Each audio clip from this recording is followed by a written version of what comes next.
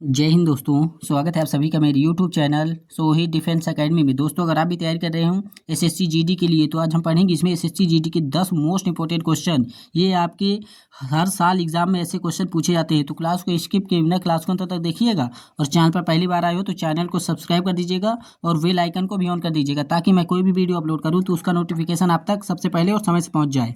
तो चलिए चलते हैं, बिना समय गवाए हुए क्लास को स्टार्ट करते हैं। तो ये रहा पहला क्वेश्चन आपके सामने। तो ये रहा पहला क्वेश्चन, तो बताइए कि इसका राइट आंसर क्या हो जाएगा।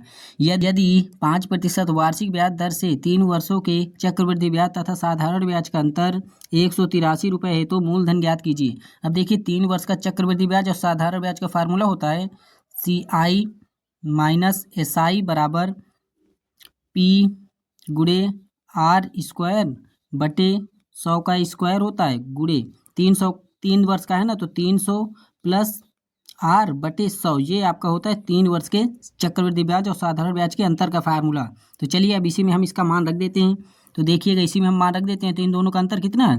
183 रुपये। तो 183 हो जाएगा बराबर P मूलधन निकालना है, गुणे R कितना है, यहाँ पे दर होती है R 5% है, तो 5 का स्क्वायर करेंगे तो 25 हो जाएगा।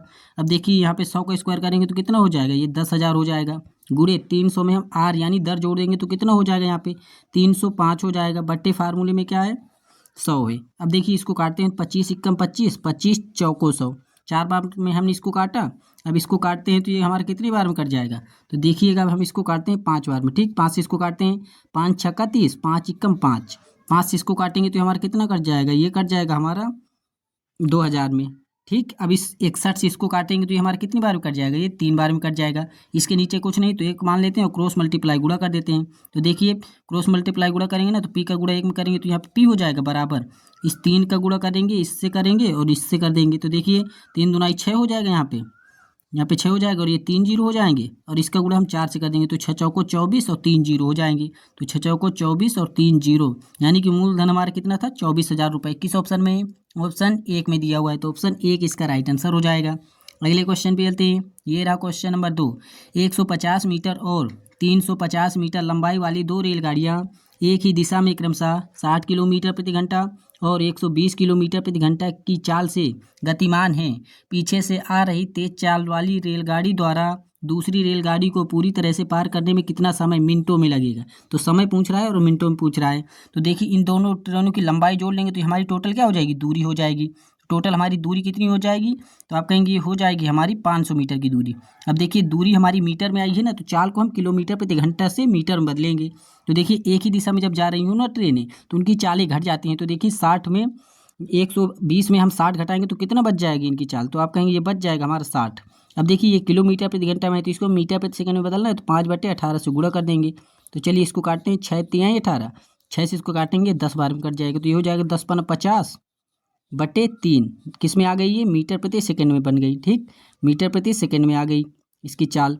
अब लगा देते हैं हम फार्मूला। समय हमसे पूछा है तो समय बराबर होता है दूरी बटे चाल। दूरी हमारी कितनी है, 500 मीटर बट्टे चाल कितनी है, तो 50/3। 50/3 भाग में ना, तो 3 का ऊपर गुणा हो जाएगा, और ये सब किस में है, मीटर प्रति सेकंड में है। तो ये मीटर से ये मीटर कट जाएगा। 50 से इसको काटेंगे तो ये हमारा कट जाएगा 10 बार में, और 10 का गुणा 3 से कर देंगे तो 10 3 कितना हो जाएगा, 30। ये 30 किस में आ गया, सेकंड में आया है। ये सेकंड है ना, तो 30 सेकंड में आया है। हमसे पूछा क्या है, मिनट में पूछा है, तो मिनट में पूछा है तो हम 60 से इसमें भाग दे देंगे। तो चलिए 60 से इसमें भाग देंगे तो ये 0 से 0 कट जाएगा। अब इसमें भाग देंगे तो 0 लगाना पड़ेगा, दशमलव लग जाएगा। 6 पंचे 30, तो ये कितने मिनट में एक दूसरे को पार करेंगी, 0.5 मिनट में। तो किस ऑप्शन में दिया हुआ है, ऑप्शन सी में दिया हुआ है, तो ऑप्शन सी इसका राइट आंसर हो जाएगा। अगले क्वेश्चन पे चलते हैं। ये रहा क्वेश्चन नंबर 3। 40, 20, 120 और 335 का लघुत्तम समापवर्तक ज्ञात कीजिए। तो देखिए, आपको इसका क्या निकालना है, एलसीएम निकालना है। अब देखिए, एलसीएम निकालना है ना, तो देखिए इन संख्याओं के अंत में क्या है, 0 है ना, तो जो संख्या हमारी कटेगी इनमें से 4 ऑप्शनों में से, उसके अंत में एक 0 जरूर होगा। तो देखिए, इन 3 ऑप्शनों में 0 हमारा अंत में नहीं है, तो ये तीनों तो हमारा इनका एलसीएम हो ही नहीं सकता। तो हमारा ऑप्शन ए किसका राइट आंसर हो जाएगा। अगले क्वेश्चन पे चलते हैं। ये रहा क्वेश्चन नंबर 4। 1260 रुपये प्रति सैकड़े की दर पर 400 चीकू खरीदे गए और 860 रुपये के लाभ पर बेचे गए। प्रति दर्जन चीकू का विक्रय मूल्य ज्ञात कीजिए।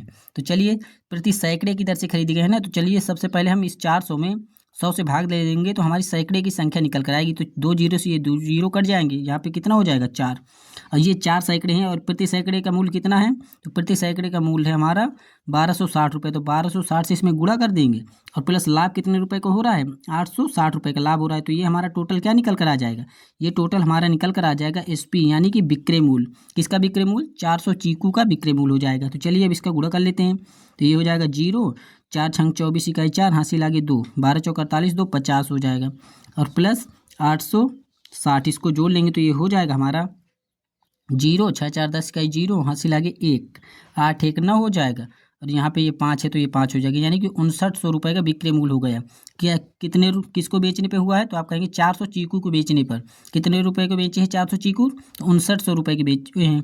अब देखिए हमसे पूछा है यहाँ पे प्रति दर्जन चीकू का बिक्री मूल्य, तो एक दर्जन में कितने चीकू होते हैं, तो आप कहेंगे 12 होते हैं। तो 12 से इसमें गुणा कर देंगे तो 2 जीरो से ये 2 जीरो कट जाएंगे, 4 1 4, 4 3 12, 3 का गुणा 59 से कर देंगे तो 3 नाम 27, हासिल आगे 2, 3 5 15, 2 17 हो जाएगा। तो यानी प्रति दर्जन चीकू का विक्रय मूल्य कितना था, 177 रुपये। ऑप्शन डी इसका राइट आंसर हो जाएगा। अगले क्वेश्चन पे चलते हैं। ये 5 आपके सामने। एक वॉशिंग मशीन का अंकित मूल्य 30,000 रुपये है। यदि ग्राहक को 20% और 10% की 2 क्रमिक छूट मिलती है तो ग्राहक द्वारा भुगतान किया जाने वाला अंकित मूल्य ज्ञात कीजिए। तो देखिए यहाँ पे हमसे पूछा क्या है, इसका अंकित मूल्य यानी कि विक्रय मूल्य पूछा है, क्योंकि छूट के बाद क्या होती है, वस्तु बिकती है। तो देखिए उसका अंकित मूल्य कितना था, 30,000 रुपये। ये हमने 30,000 लिख लिया। अब 20% को भिन्न बदलेंगे तो ये कितना हो जाएगा, 20 इक्कम 20, 20 पंचे 100, 1/5 हो जाएगा। यानी 5 उसका मूल्य था, उसमें 1 की छूट दे दी तो कितने की बेच दी, 4/5 की बेच दी। अब इस 10% को भिन्न बदलेंगे तो ये 1/10 होता है, यानी 10 उसका मूल्य तो उसमें 1 की छूट दे दी, कितने की बेच दी, 9/10 की बेच दी। तो चलिए इनका गुणा कर लेते हैं। तो ये हो जाएगा हमारा 4/5 गुणे 9/10, ये हमने गुणा कर लिया। अब इसको काट लेते हैं तो 1 जीरो से ये 1 जीरो कट जाएगा, 5 से इसको काटेंगे तो 5 इक्कम 5, 5 छक्का 30 हो जाएगा। यहाँ पे कितने हो जाएंगे, ये 1 जीरो और आ जाएगा।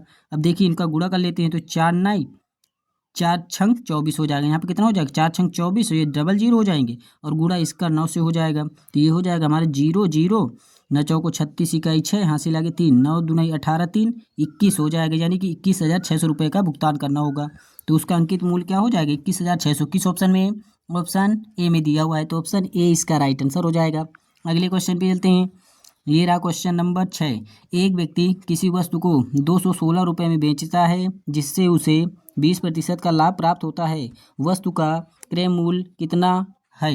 तो देखिए वस्तु का क्रय मूल्य पूछा है ना, तो देखिए इस 20% को भिन्न बदलेंगे तो ये होता है हमारा 1/5, यानी कि उसका क्रय मूल्य कितना था, नीचे वाला क्रय मूल्य होता है और ये ऊपर वाला है, यहाँ पे लाभ बोला गया है ना, तो ये लाभ हो जाएगा, जुड़ जाएगा। तो देखिए हमारा क्रय मूल्य कितना है 5, उसमें एक लाभ हो जाएगा तो विक्रय मूल्य कितना हो जाएगा, 5 में 1 जोड़ देंगे तो 6, विक्रय मूल्य 6 हो गया अनुपात में।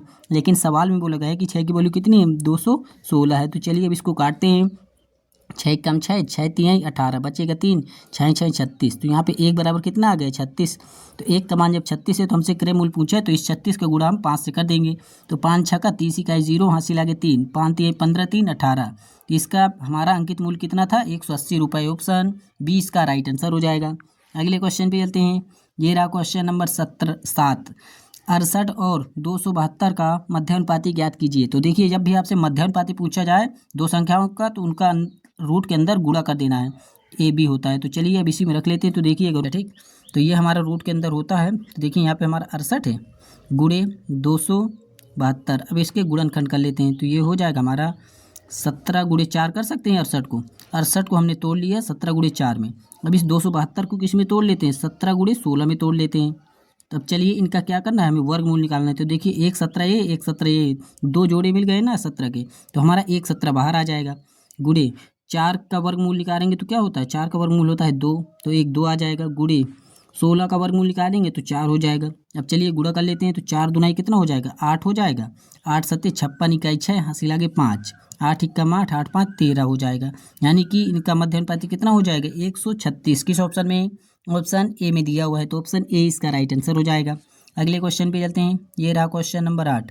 वह सबसे छोटी संख्या कौन सी है जिसे 64 और 80 से भाग देने पर प्रत्येक स्थिति में शेषफल 9 प्राप्त हो। तो देखिए प्रत्येक स्थिति में 9 शेषफल प्राप्त हो रहा है ना, तो सभी संख्याओं में हम 9 9 घटा लेते हैं।